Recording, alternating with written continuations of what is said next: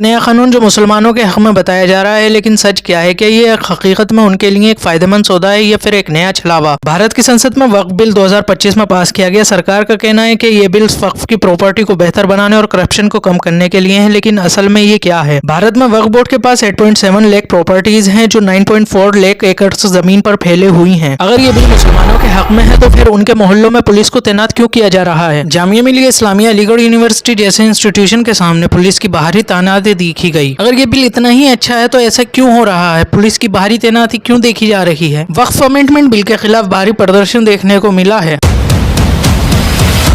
JDU और TDP जैसे दलों ने इस बिल का समर्थन किया है, लेकिन उनके इस कदम से उनके मुसलमान समर्थक नाराज हैं और पार्टी से दूर हो रहे हैं। जेडीयू के कई मुस्लिम नेता पार्टी छोड़ चुके हैं। उनका कहना है कि अब ये पार्टी सेकुलर मूल्यों को फॉलो नहीं करती। जो पोजीशन पहले टुकड़ों में थी, अब वो इस बिल के विरोध में एक साथ आ गई और कांग्रेस, आम आदमी पार्टी, टीएमसी सभी इस बिल के खिलाफ एकजुट हो गए। हरियाणा इलेक्शन, दिल्ली इलेक्शन से ही एक दूसरे के बीच अपोजिशन पार्टीज में मनमुटाव था। अपोजिशन का कहना है कि ये बिल माइनॉरिटी के अधिकार को उल्लंघन करता है। अपोजिशन पार्टीज ने मिलकर इस बिल के खिलाफ सुप्रीम कोर्ट जाने का फैसला लिया। क्या ये अपोजिशन की एक राजनीति है या फिर एक गंभीर मुद्दा? मीडिया का एक हिस्सा ये दिखाता है वक्फ लैंड भारत में तीसरे नंबर पर है, लेकिन असल में मंदिरों के पास वक्फ बोर्ड से भी ज्यादा जमीन है। तमिलनाडु के मंदिरों के पास 5 लाख एकड़ से जमीन ज्यादा है, जबकि वक्फ प्रॉपर्टीज 9.4 लाख एकड़ है। वक्फ बिल के पास होते ही पार्लियामेंट से लेकिन वक्फ की जमीनों पर कब्जा शुरू हो चुका है। लोकसभा, राज्यसभा से बिल पास होते ही प्रेसिडेंट के साइन होने से पहले, मतलब के एक्ट बनने से पहले, लेकिन यूपी की योगी गवर्नमेंट ने ऑर्डर निकाल दिया है जो वक्फ की जमीनें हैं जिनका रजिस्ट्रेशन रिकॉर्ड नहीं मिलता, चाहे वो मैदान हो, सड़क हो या खाली जगह हो, उसे तुरंत कब्जा किया जाए। यहीं कुछ जगहों पर तो बुलडोजर भी रेडी है कि पहले से ही प्लानिंग तय थी मुसलमान जमीनों को निशाना बनाने की। मोदी जी की दोस्ती से किसी को फायदा, किसी को नुकसान होता है। सो कॉल्ड सेकुलर पार्टीज को नुकसान हो चुका है, उनके खिलाफ एहतजाज जारी है। दूसरी तरफ उनके पूंजीपति दोस्तों से गवर्नमेंट पैसा ही लेना भूल गई। आरएसएस की ऑर्गेनाइजर मैगजीन के अंदर लिखा हुआ था, अब वक्फ बिल पास हो चुका है, अब कैथोलिक चर्च के पास सबसे ज्यादा जमीन है, उसकी तरफ शिफ्ट हो जाओ। जो चीज आपको गोदी मीडिया नहीं दिखाएगा वो चीज हम आपको दिखाएंगे। एक बार आपको अपोजिशन लीडर्स को भी सुनना चाहिए कि जिस प्रकार से आरक्षण की लड़ाई, पिछड़ों का, अति पिछड़ों का, दलित आदिवासियों का जो हम लोगों ने 65% बढ़ाया था, जो बीजेपी आकर के रुकवाने का काम की साजिश के तहत आज ये कोर्ट में है और हम लोग कोर्ट चले गए, यानी आरक्षण की लड़ाई के लिए हम लोग कोर्ट गए, सदन में भी आवाज़ उठाया, सड़क पर भी उठाया। ठीक उसी प्रकार से जो अन्याय जो हो रहा है हमारे मुसलमान भाइयों के साथ, इसको लेकर के राष्ट्रीय जनता दल जो है आज हम लोग कोर्ट गए हैं, सुप्रीम कोर्ट गए हैं इस बिल के खिलाफ। आज मैं जब आ रहा था तो रास्ते में मुझे एक खबर मिली, मैं चाहता हूँ आप लोग भी देखिए इसको। और ये खबर वही इशारा करती है जिसकी चिंता मैंने देश की संसद में जताई थी। और ये खबर क्या है? ये खबर ये है कि आरएसएस जो है कैथोलिक चर्च की जमीनों पे कब्जा करके और उसको भी ऊपर बीजेपी और आरएसएस की निगाह पड़ चुकी है। अब ये क्या कह रहे हैं? कैथोलिक चर्चेस के पास बहुत ज्यादा जमीन है पूरे हिंदुस्तान के अंदर, और इसमें जो संख्या लिखी हुई है 17 करोड़ एकड़ जमीन है उनके पास। वक्फ के पास तो 9.4 लाख एकड़ बता रहे थे ना, अब कह रहे हैं कैथोलिक चर्च के पास 17 करोड़ एकड़ जमीन है।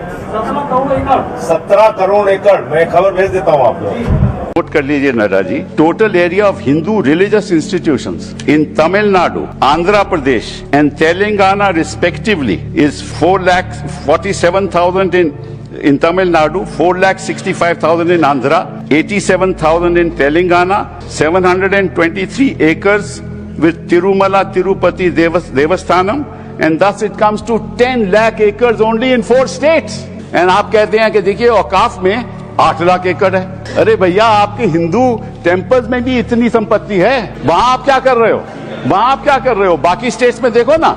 अच्छा, और ये नहीं कि हर धर्म में सुधार नहीं होना चाहिए, उतार होना चाहिए। मैं आपके साथ सहमत हूं, हिंदू धर्म में भी सुधार लाना चाहिए, लाना चाहिए ना, हिंदू धर्म भी सुधार लाना चाहिए, हिंदू धर्म में भी सुधार होना चाहिए। अब हिंदू धर्म के अंतर्गत अगर कोई सेल्फ एक्वायर्ड प्रॉपर्टी हो तो वह अपने बेटों को दे सकता है, बेटी को नहीं दे सकता। कहता है मैं नहीं दूंगा अपनी बेटी को।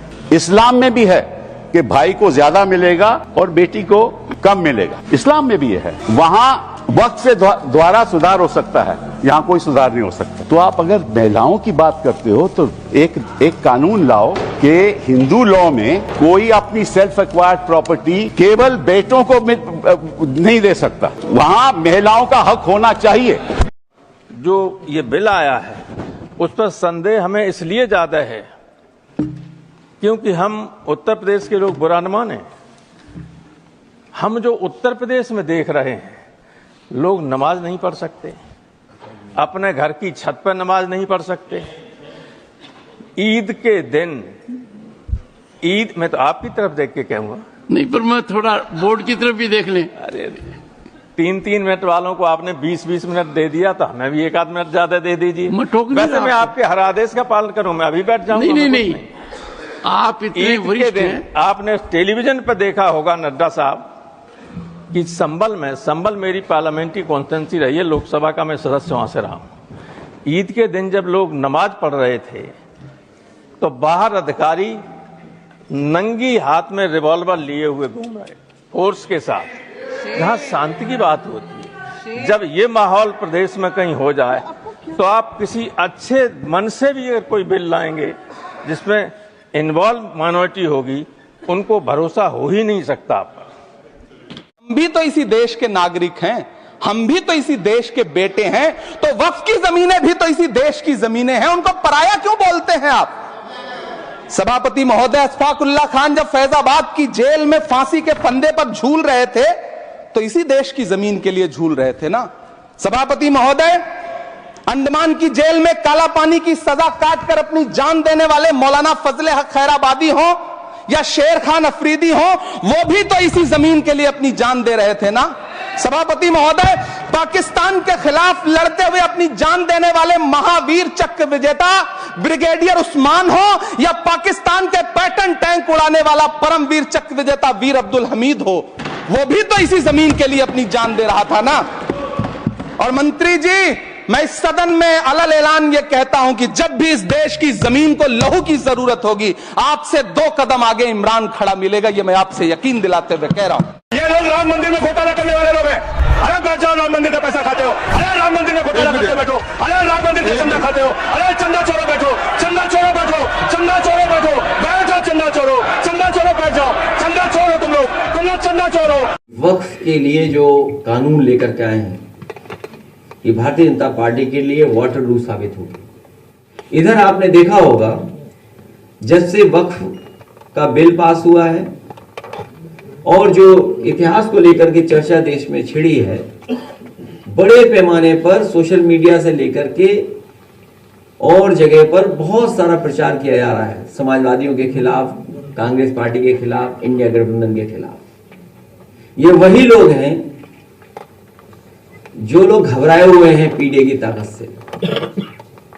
ये पीडीए की ताकत, और जिस दिन हमारी सरकार में बैठे हुए लोग ये बता देंगे कि 80 में हम हैं कि 20 में हैं, तो हम उन्हें बता देंगे कि 90 किधर है, 10 किधर है।